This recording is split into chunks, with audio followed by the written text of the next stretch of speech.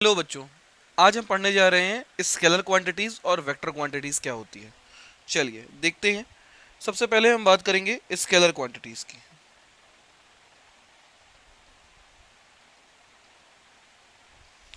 Scalar quantity का मतलब क्या होता है? स्केलर क्वांटिटी का मतलब होता है, दो सवाल करिए आप, एक कितना और एक किधर। कितना का जब जवाब आता है तो उसको बोलते हैं स्केलर क्वांटिटी, और अगर किधर का जवाब नहीं आ रहा है तो उसको बोलेंगे स्केलर क्वांटिटी। मतलब scalar quantities are those quantities which have only magnitude, not direction. ठीक है। तो what is scalar quantities? Those quantities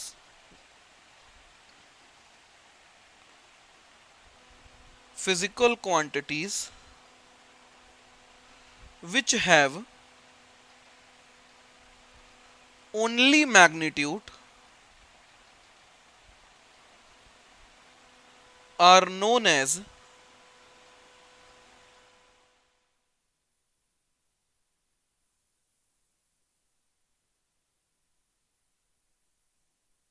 scalar quantities. Scalar quantities के अंदर अगर हम एग्जांपल्स की बात करें तो एग्जांपल क्या क्या होंगे स्केलर क्वांटिटी के अंदर? देखिए, अगर हम बात करें एग्जांपल्स की तो एग्जांपल में सबसे पहला एग्जांपल आता है डिस्टेंस। डिस्टेंस की जब बात करते हैं, जैसे आपने कहा कि आप फोन पे थे, आप फोन पे बात कर रहे थे और फोन पे सडनली आपने कहा कि कोई चीज है जो आपसे वो 5 मीटर के डिस्टेंस पे खड़ी है, मान लीजिए। तो 5 मीटर की डिस्टेंस पे खड़ी है तो फोन के अंदर जो सुन रहा है, क्या उसको पता चलेगा कि 5 मीटर के डिस्टेंस पे किधर खड़ी है? किधर का जवाब नहीं आया, कितने का जवाब तो आ गया कि how much distance, 5 metres. But where, इसका कोई जवाब नहीं आ रहा है कि आ रहा है। तो देखा जाए तो इस केस में अगर फोन वाला आदमी सोच समझ नहीं पाएगा वो कि 5 मीटर आगे खड़ी है, कि 5 मीटर पीछे खड़ी है, कि 5 मीटर लेफ्ट खड़ी है, कि 5 मीटर राइट खड़ी है, ये वहां से कोई पता नहीं चलता है। तो डिस्टेंस के बारे में तो पता चल गया, बट डायरेक्शन के बारे में पता नहीं चला। तो ऐसे को बोलेंगे क्या? Scalar quantities. तो सबसे पहला एग्जांपल तो हो गया हमारा क्या? डिस्टेंस। फिर एक टॉपिक आता है स्पीड, लिख लीजिएगा। फिर आता है आपका लेंथ, मास। ये सब क्या है? ये है स्केलर क्वांटिटीज। इसमें हमें अमाउंट के बारे में तो नॉलेज होगी, बट हमें ये पता नहीं चलेगा कि किस डायरेक्शन में है। डायरेक्शन का जब तक हमको पता ना चले तब तक उसको स्केलर क्वांटिटीज, वेक्टर को अगर डायरेक्शन का पता नहीं चल रहा है आपको तो वो सब किस में आती हैं? स्केलर क्वांटिटीज में आती हैं। ठीक है। अब हम बात करते हैं वेक्टर क्वांटिटीज की। वेक्टर क्वांटिटीज क्या होती हैं? वेक्टर क्वांटिटीज, तो देखो बच्चे, स्केलर तो समझ में आ गया। वेक्टर क्या होता है? वेक्टर का मतलब होता है बच्चे, those physical quantities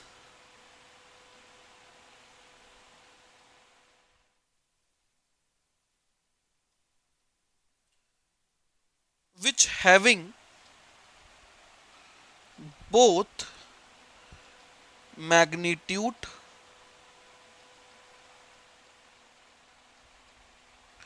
as well as direction is called vector quantities. तो वेक्टर क्वांटिटी किसे कहेंगे? जिसके अंदर मैग्नीट्यूड भी हो और डायरेक्शन भी हो, उसको हम क्या बोलते हैं? वेक्टर क्वांटिटीज बोलते हैं। क्लियर हो गया? एग्जांपल लिख लीजिए इसका। तो एग्जांपल में आएगा displacement, comma velocity, comma force, momentum, etc. कभी कभी क्वेश्चन में पूछा गया है, एक टॉपिक आता है electric current. Electric current scalar है कि वेक्टर है? तो अभी आपके पास, अभी आप नहीं पढ़े होंगे, वेक्टर क्वांटिटीज में कुछ लॉज होते हैं। ठीक है। सिर्फ डायरेक्शन होने से कोई वेक्टर नहीं हो जाएगा, उसमें कुछ लॉज को फॉलो करना पड़ता है। तो अगर हम बात करें इलेक्ट्रिक करंट के बारे में, किसके बारे में बात करें? इलेक्ट्रिक करंट के बारे में। तो इलेक्ट्रिक करंट के बारे में हमें तीन बातें निकल के आती हैं। कोई पूछेगा क्या उसमें मैग्नीट्यूड है? तो बिल्कुल है, मैग्नीट्यूड है। ठीक। क्या उसमें डायरेक्शन भी है? हाय, डायरेक्शन भी होती है इलेक्ट्रिक करंट में। आप 11th में जाएंगे तब आप पढ़ेंगे, या जब आप 10th में जाएंगे इलेक्ट्रिक चैप्टर पढ़ेंगे तब पढ़ेंगे उसमें। लेकिन क्या ये वेक्टर है? नहीं। ये क्या हो गया? सर आपने डेफिनेशन में तो बोला कि those physical quantities which having both magnitude as well as direction is known as या called vector quantities.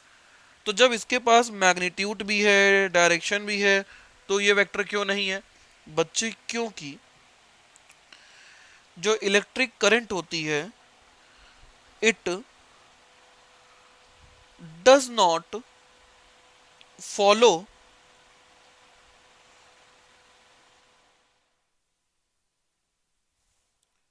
It does not obey vector rules. क्योंकि ये वेक्टर के कुछ नियम होते हैं, इसलिए उनको फॉलो नहीं करती है। अगर ये वेक्टर रूल्स को फॉलो करती तो ये भी एक वेक्टर क्वांटिटी होती, लेकिन ये वेक्टर के रूल्स को फॉलो नहीं कर रही है, इसलिए इसे वेक्टर क्वांटिटीज हम लोग नहीं बोलते। क्लियर हो गया? बोलिए। चलिए आगे बढ़े। चलिए अब हम टॉपिक को स्टार्ट करते हैं। लास्ट लेक्चर में हम लोगों ने, लास्ट वीडियोस में डिस्टेंस और डिस्प्लेसमेंट पढ़ लिया था, ठीक है ना। आज का हमारा टॉपिक रहेगा वेलोसिटी और स्पीड क्या होती है। तो हेडिंग डालिएगा speed. What is speed? Speed किसे कहते हैं? देखो, स्पीड का जो फॉर्मूला होता है, स्पीड इक्वल्स टू, वो होता है डिस्टेंस अपॉन टाइम। क्या होता है बच्चे? Distance upon time is known as speed, ठीक है। अगर हम टाइम को 1 सेकेंड मान लें, 1 सेकेंड मान लें, तो स्पीड इक्वल्स टू क्या हो जाएगा? डिस्टेंस हो जाएगा कि नहीं हो जाएगा? तो how can you define what is speed? Speed it is defined as the distance travel per unit time. Unit time, इसको 1 सेकेंड मानने का मतलब हमने क्या मान लिया है? यूनिट मान लिया है, मतलब एक वैल्यू मान ली है। तो what is the definition of speed? It is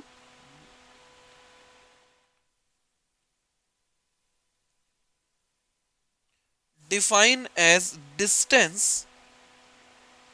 travel per unit time is known as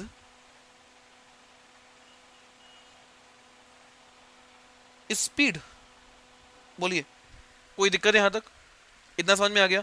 अगर आपसे कोई पूछता है what is the unit of speed, तो क्या जवाब देंगे? तो देखिए बच्चे, स्पीड की यूनिट होगी, डिस्टेंस की यूनिट क्या होती है? मीटर। तो this is metre. Upon time है, अपॉन टाइम की यूनिट होती है सेकेंड, तो क्या बन गया? Metre per second. तो what is the unit of speed? Metre per second. What is the definition of speed? The distance travel per unit time is known as speed. कोई दिक्कत यहां तक? क्लियर हो गया इतना? अच्छा, कोई पूछ ले कि ये स्केलर है कि वेक्टर, तो अभी अभी हमने लास्ट लेक्चर में डिस्कस किया था कि स्पीड हमारी क्या है? एक स्केलर क्वांटिटी है, क्योंकि इसमें डायरेक्शन का पता नहीं चलता है। तो पहला पॉइंट तो ये हो गया आपका। दूसरा पॉइंट लिख लेंगे क्या? Speed is an scalar quantity. कोई दिक्कत? What is the formula of speed? Distance upon time is known as speed. Clear हो गया? अगर आपसे कोई कह दे, मान लो कभी कोई मिल गया और कह दिया what is the average speed, ये क्वेश्चन आएगा पेपर में आपके, ठीक है ना। तो अगर आपसे कोई पूछ लेता है एवरेज स्पीड, ये बहुत इंपॉर्टेंट फॉर्मूला है और ये आपके काम आएगा, इसमें मैं क्वेश्चन भी कराऊंगा आपको, ठीक है ना। तो एवरेज स्पीड अगर पूछता है बच्चे, तो अगर उसने क्वेश्चन में एवरेज लगाया तो हम टोटल लगाएंगे। तो क्या हो जाएगा formula? Total distance upon total time. This is the formula for what? Average speed. तो क्या होता है एवरेज स्पीड का formula? Total distance upon total time is known as average speed. Unit क्या हो जाएगी बच्चे? तो टोटल डिस्टेंस मीटर में मेजर करेंगे, अपॉन सेकेंड, तो मीटर पर सेकेंड। कोई दिक्कत? अब मान लीजिए इस पे क्वेश्चन है आपका, मान लीजिए एक पर्सन है जो ए पे खड़ा है और बी पर जाता है। ए से बी के बीच की डिस्टेंस है 100 मीटर और इसको जाने में लगते हैं 25 सेकेंड। तो find the speed, find speed, speed निकालनी है, सिंपल सा क्वेश्चन है। हमें फॉर्मूला पता है, स्पीड इक्वल्स टू क्या होता है, अभी अभी हमने पढ़ाया, डिस्टेंस अपॉन टाइम। पढ़ाया नहीं पढ़ाया? तो बताइए डिस्टेंस कितनी है 100 मीटर, टाइम कितना लगा 15, काट डालिए 25 को, कितना आ जाएगा 25 फोर जा 100, तो 4 metre per second, this is its speed. कोई दिक्कत? बोलिए। तो ए से बी जब गया पर्सन तो उसकी स्पीड कितनी थी 4 मीटर पर सेकेंड। क्लियर हो गया? चलिए ठीक है। मान लीजिए, सोचिएगा जरा, एक पर्सन है जो ए से बी जा रहा है, ठीक है ना, इसकी स्पीड दी गई है 100 मीटर पर सेकेंड। बहुत तेज हो गई, थोड़ी कम कर देते हैं, एक जीरो कम कर दे भाइयों। तो इसकी स्पीड है, मान लेते हैं 10 मीटर पर सेकेंड। ये स्पीड गिवन है आपको और बोल रहा है कि इनके बीच की डिस्टेंस है 200 मीटर। तो फाइंड द टाइम, आपसे पूछ ले अगर what is the time to reach A to B, ठीक है ना, how much time it taken to move from A to B. तो आपको स्पीड दी गई है, डिस्टेंस दी गई है, ठीक, इस टाइम निकालना है। कैसे निकालेंगे टाइम? देखो, स्पीड इक्वल्स टू क्या होता है, डिस्टेंस अपॉन टाइम होता है। आपको टाइम निकालना है, टाइम को इधर ले जाओ, स्पीड को यहां ले आओ, तो टाइम इक्वल्स टू क्या हो जाएगा, डिस्टेंस अपॉन स्पीड। हो जाएगा कि नहीं हो जाएगा? डिस्टेंस कितनी है बच्चे? डिस्टेंस है 200 मीटर्स अपॉन स्पीड कितनी है 10 मीटर पर सेकेंड। देखो क्या से क्या कटेगा, ध्यान से देखना, जीरो से जीरो कैंसिल, मीटर से मीटर कैंसिल, सेकेंड ऊपर आ गया, कितना लग गया 20 सेकेंड्स। तो टाइम कितना लगेगा 20 सेकेंड्स। अब थोड़ा अच्छा क्वेश्चन कराता हूं, ठीक है, हमें पता है ये सब क्वेश्चन तो आपको हो रहे होंगे। एक पर्सन है, ध्यान से सुनिएगा, राम है मान लीजिए, और राम ए से बी जाता है। कहां जाता है? Ram moves A to B with speed 10 metre per second. जाता किससे है? 10 मीटर पर सेकेंड की स्पीड से जा रहा है, ठीक। And return from B to A, और बी से ए वापस आता है 12 मीटर पर सेकेंड से। क्वेश्चन समझ में आ गया? क्वेश्चन लिखिए, क्या बोला मैंने क्वेश्चन में? मैंने बोला Ram goes A to B with velocity 10 meter per second, sorry, speed 10 meter per second, and returns B to A with speed 12 meter per second, ठीक। find average speed of Ram। Question क्या है बेटा? Find average speed of Ram. कैसे करेंगे बोलिए, सोचिए जरा। तो सबसे पहले तो हम मान लेते हैं कि let the distance between A to B is X. कितनी है ए से बी के बीच की डिस्टेंस? एक्स है। मान लिया, पूरे फिजिक्स माना पे टिकी है, हम कुछ भी मान सकते हैं, ठीक। अब ए से बी जाने में मान लीजिए टाइम लगा है t1 और वापस आने में टाइम लगा है t2। तो time taken by Ram from A to B t1 equals to क्या होगा? देखिए पिछले क्वेश्चन में हमने आपको दिखाया था कि टाइम का फॉर्मूला कैसे बनाया था। टाइम इक्वल्स टू हो जाता है डिस्टेंस अपॉन स्पीड। हो जाता है कि नहीं हो जाता है? तो हम यहां लिख सकते हैं t1 equal to distance, distance कितनी ट्रेवल किया इसने एक्स बहुत बढ़िया, और गया है, जाते समय स्पीड कितनी थी? 10 मीटर पर सेकेंड। कोई दिक्कत? Time taken by Ram from B to A, बोलो क्या लिखूं? T2, बहुत बढ़िया।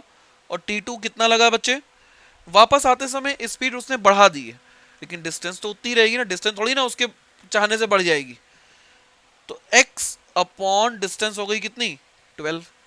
कोई दिक्कत? आपको निकालना क्या था? आपको निकालना है एवरेज स्पीड। और बताओ बेटा, कितने लोगों को याद है what is the formula of average speed? अभी अभी हमने बताया था, सोचो और बताओ। Average speed equals to total, हाँ टोटल लगाएंगे हम लोग, total distance upon total time. लिखेंगे कि नहीं लिखेंगे?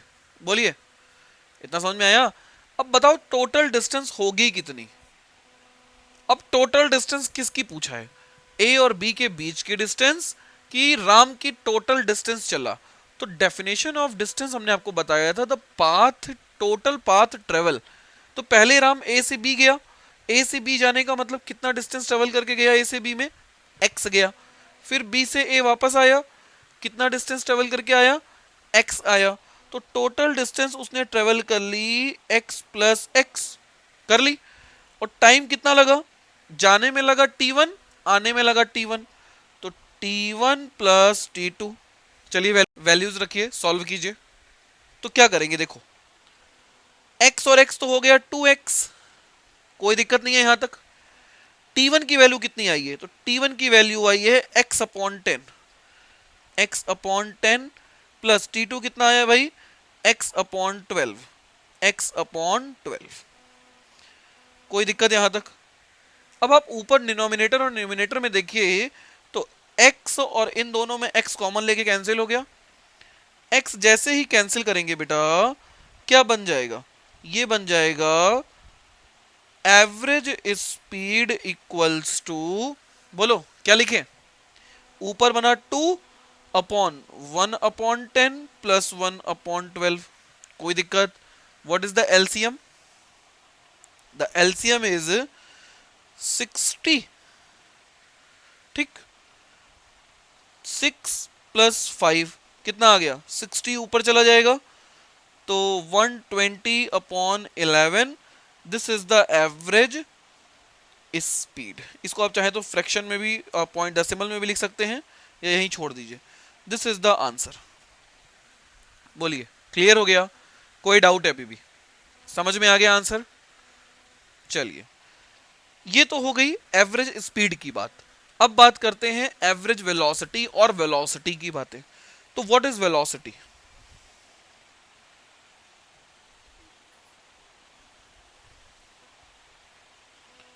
वेलोसिटी क्या होती है उसको समझते हैं। चलिए देखिए, वेलोसिटी का जो फॉर्मूला होता है बेटा, वेलोसिटी इक्वल्स टू होता है displacement upon time. This is the formula of velocity. क्या होता है फॉर्मूला वेलोसिटी का? Displacement upon time. ठीक, अच्छा बताओ, डिस्प्लेसमेंट को मेजर करना होगा तो किस में करोगे? हम यहां खड़े थे, हम 1 मीटर चल के गए, तो पोजीशन में चेंज हुआ कि नहीं हुआ? 1 मीटर का चेंज हुआ, और 1 मीटर के चेंज को हम क्या बोलेंगे? डिस्प्लेसमेंट बोलेंगे। पोजीशन तो बदली ना। तो मेजर किस में करोगे? मीटर में मेजर कर रहे हैं, वही इंची टेप से मेजर करोगे, तो मीटर में मेजर करेंगे। टाइम अपना वही पुराना, किस में? सेकंड में, तो यूनिट हो गई क्या? मीटर पर सेकंड। कोई दिक्कत नहीं है। ठीक, डेफिनेशन देने की बारी आएगी, तो क्या लिखेंगे भैया? Time equals to 1 second. तो वेलोसिटी इक्वल टू किसके हो गई? डिस्प्लेसमेंट के हो गई कि नहीं हो गई? बोलिए, अगर हम टाइम इक्वल्स टू 1 सेकेंड ले लें, तो displacement velocity equal to displacement हो गया। तो व्हाट इज द डेफिनेशन? पुरानी पेज पलटिए, स्पीड की डेफिनेशन जो हमने आपको दी थी उसी तरीके से इसकी सोचिए। वहां डिस्टेंस थी तो स्पीड लिखा था, यहां डिस्प्लेसमेंट है तो क्या लिखेंगे, वेलोसिटी लिखेंगे। तो डेफिनेशन क्या होगी, it is define as the displacement taken by the particle in unit time interval is known as velocity. लिख लो भाई, it is define as the displacement travel per unit time is known as velocity. कोई दिक्कत? एक बात और याद रखिएगा, क्या, जो वेलोसिटी होती है वो स्केलर नहीं होती है, उसमें डायरेक्शन होती है। तो it is a an vector quantity. Vector quantity मतलब वेलोसिटी क्या है, एक तरह की वेक्टर क्वांटिटी है। इसकी यूनिट क्या होती है, वही मीटर पर सेकंड इसकी यूनिट भी होती है। इतना समझ में आ गया? चलिए आगे बढ़े, चलो देखते हैं। यहां तक कोई दिक्कत तो नहीं है बच्चे? ठीक, वेक्टर क्वांटिटी होती है। अब इस पे अगर एवरेज की बात कर ले तो क्या होगा, मतलब एवरेज वेलोसिटी। तो हमने आपको क्या सिखाया कि अगर उसने एवरेज लगाया तो हम क्या लगाएंगे, टोटल लगाएंगे। तो हमारा फॉर्मूला क्या बन जाना चाहिए, total displacement upon total time.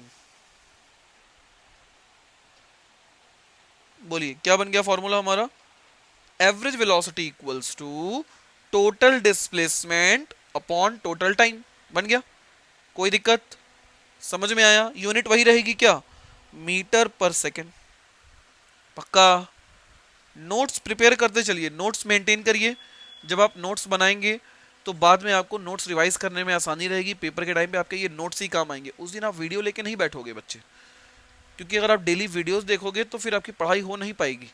अगर आपको सही में पढ़ना है, अगर आपको यूट्यूब से पढ़ना है, तो आपको कंटेंट बनाना ही पड़ेगा। जब मैं आपको लिख रहा हूँ, मैं क्यों लिख रहा हूँ इतना, मैं भी स्लाइड्स ला के दिखा सकता था आपको, पर मैं सिर्फ इसलिए लिख रहा हूँ ताकि जितनी देर में मैं लिख रहा हूँ उतनी देर में आप भी लिखिए।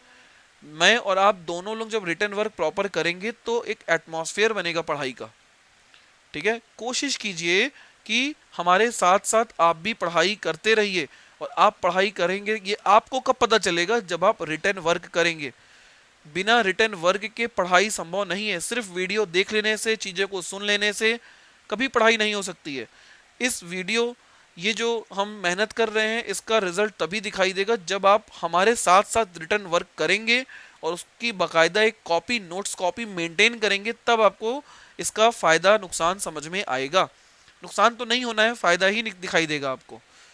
ठीक है बच्चे, थोड़ी सी मेहनत कीजिए, रिजल्ट अपने आप आएगा। आगे बढ़े, चलिए। अब वेलोसिटी तो हमको समझ में आ गई कि वेलोसिटी का फॉर्मूला होता है डिस्प्लेसमेंट अपॉन टाइम। ठीक, अब हम आपसे एक छोटा छोटा क्वेश्चन पूछेंगे, लेकिन अब हम स्पीड और वेलोसिटी दोनों को मिक्स करेंगे। मान लीजिए रामलाल थे हमारे पास, और रामलाल ए पे खड़े थे और ए से उनका मन लग नहीं रहा था ए पर, और बी पर चले गए वो। ठीक है ना? मान लीजिए इन दोनों के बीच की डिस्टेंस है 10 मीटर, और रामलाल की जो ए से बी तक जाने में, रामलाल को ए से बी तक जाने में जो टाइम लगा है वो मान लीजिए लगा है 2 सेकेंड। कोई दिक्कत? तो अगर आपसे क्वेश्चन पूछ ले what is the speed of Ramlal, तो स्पीड ऑफ रामलाल क्या जवाब दोगे, बोलो। हाँ सोचो सोचो, करो, सॉल्व करो, फॉर्मूला लिखाओ। स्पीड ऑफ रामलाल, बोलो क्या लिखें, डिस्टेंस अपॉन टाइम। रामलाल ने डिस्टेंस कितनी ट्रेवल की, ए से बी गए, तो ए से बी गए 10 मीटर, अपॉन टाइम लगा 2 सेकेंड, तो आ गया 5 metre per second. Sir 5 metre per second speed है, बहुत बढ़िया। अगर हम वेलोसिटी की बात करें तो बताइए वेलोसिटी ऑफ रामलाल, तो सर ए से बी जाके बी पर पहुंच गया है, ए उसकी इनिशियल पोजीशन थी, बी उसकी फाइनल पोजीशन है, तो इसका मतलब डिस्प्लेसमेंट कितने का आया, डिस्प्लेसमेंट भी इसका 10 का ही आया, आया कि नहीं आया। तो अगर डिस्प्लेसमेंट भी 10 का ही आया, टाइम 2 ही सेकंड लगा, तो 5 मीटर पर सेकंड, कोई समस्या नहीं है। लेकिन मान लो रामलाल का मन बी पे नहीं लगा, वो वापस ए से बी जाके बी पे ए वापस चला आया, मतलब रामलाल पहले ए से बी गया, फिर घूम के बी से ए वापस चला आया, कितने टाइम में आया, 2 सेकंड में वापस आ गया।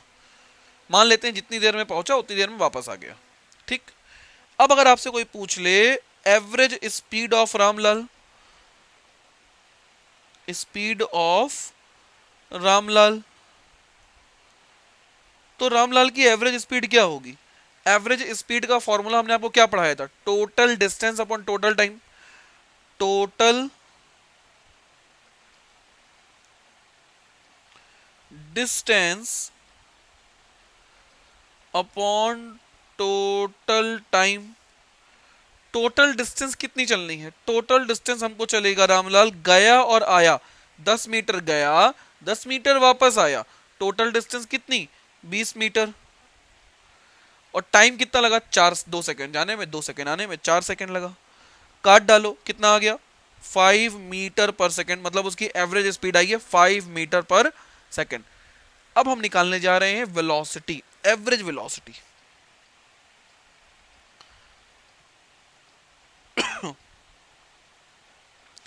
Average velocity of Ramlal, formula क्या है, अभी अभी लिखाया, total displacement upon total time. पहले रामलाल कहां था, ए पे था, कहां गया, बी पे गया, कितना मीटर गया, 10 मीटर गया, फिर वापस चला आया, कितना मीटर चला आया, 10 मीटर चला आया।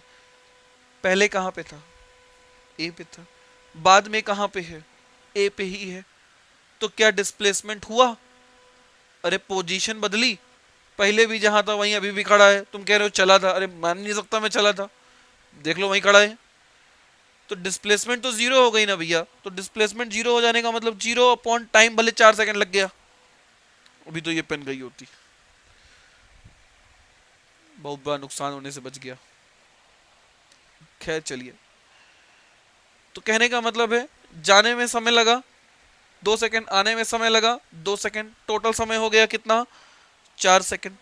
0/4 की वैल्यू कितनी होती है, 0 होती है, लो लो, एवरेज स्पीड 0 आ गई, लेकिन एवरेज वेलोसिटी 0 आ गई, लेकिन एवरेज स्पीड कितनी आई, 5 मीटर पर। This is a difference, speed और वेलोसिटी।